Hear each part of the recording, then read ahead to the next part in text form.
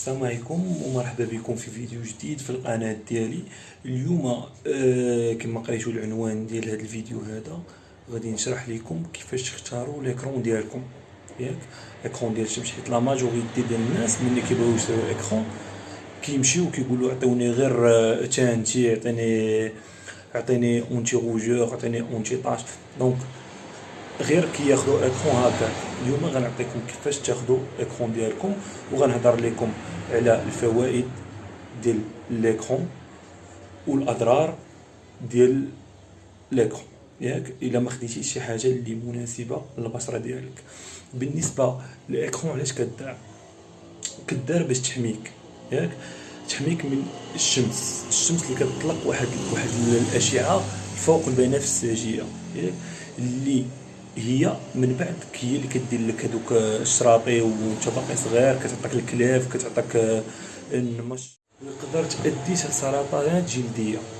كيف ما الشمس عندها اضرار عندها فوائد. بالنسبه للفوائد ديال الشمس هي كتزودك بفيتامين دي، كتزودك بهرمون السعاده اللي كيعطيك الطاقه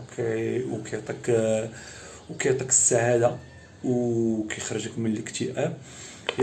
اليوم غادي نشوفوا كيف ما قلت لكم، غادي نشوفوا كيفاش تختار ليكرون. بالنسبه لي زيكرون كاينه ليكرون اللي فيها الاس بي اف 15 ياك، وكاينه 30 وكاينه 50 ياك. بالنسبه ل 15 كتحميك من الشمس 95 93%، 15 كتحميك 93%. وبالنسبه ل 30 كتحميك 95%، وبالنسبه ل 50 كتحميك 98%. ياك ما كايناش ايكرون كتحميك. هي ايكرون اولا واقي شمسي. بالنسبه للواقي الشمسي اولا ايكرون عباره عن منتج كيساعد على عدم دخول اشعه الشمس فوق البنفسجيه الزي في ا والزي في بي، ياك اللي كيحمي الجلد ديالنا من التلف. منين نبغيو نختاروا ايكرون ديالنا خاصنا نختاروا ايكرون اللي تحمينا من لي زي في ا ولي زي في بي، ماشي غير وحده فيهم، ياك لان اشعه الشمس كتخلي واحد الحميره ومن بعد كدير هذوك لي طاش. خاصنا نختاروا لا ايكرون اللي غادي تحمينا من هذا الشيء هذا ويكونوا فيها بجوج. مثلا الا بغينا نختاروا مثلا نشوف هذا الايكرون هذه نقراوها ديما ملي تبغي تشري ايكرون قرا الايكرون هذه فيها 50 ديال لي سبي اف، ياك وكتحمينا من لي زي في ا ولي زي في بي. كتعتبر انها ايكرون مناسبه وكدير الخدمه ديالها. اهم حاجه خصنا نشوف في ليكرون ماشي هو يحمينا من الاونتي طاش ولا الاونتي روجور، ولا اول حاجه خصو يحمينا من ليكرون خصنا نشوفها هي من لي زيترافي اللي كتؤدي لنا الى سرطانات. بزاف ديال لي زيكرون كنلقاو مكتوبه فيهم ريزيستي الو ولا مقاوم للماء. ما كتعنيش ان هذا مقاوم للماء انه الا ما تغسلت وجهي راه باقي لو في، لا هذه فكره غلطه. الا كنا في واحد البلاصه اللي مثلا ساحليه كاين البحر ولا هذا، والا دخلنا عمنا ما كيغيز هذاك لولو ما كيريزيستيش واحد المده كبيره هذاك الماء.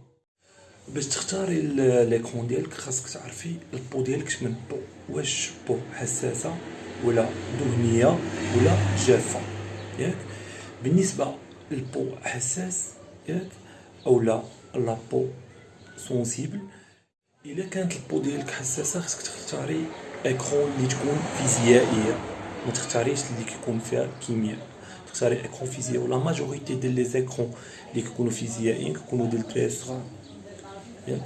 بالنسبه ليكرون اختاري اللي يكون فيها الاس بي اف 50 وتكون فيزيائيه، هي اللي كتصلح للبو سونسيبل قلنا البشره الحساسه. بالنسبه للبشره الدهنيه خصك واقي شمسي اللي يكون خفيف، ياك اباز دولو هو اللي غادي يصلح للبشره الدهنيه. وبالنسبه للبشره الجافه من الاحسن تشوفي اللي تكون فيها زيوت باش يغذي البشره ديالك. اخر نقطه غادي نتطرق لها هو كيفيه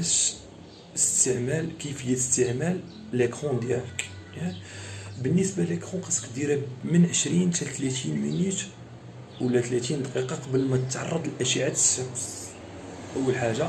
ثاني حاجه خاصك تعرف بان ليكرون هو درع البو ديالك، ما خاصكش دير واحد شويه مثلا دير نقطه هنا نقطه هنا، لا خاص الوجه ديالك كامل يستافد من ديك ليكرون.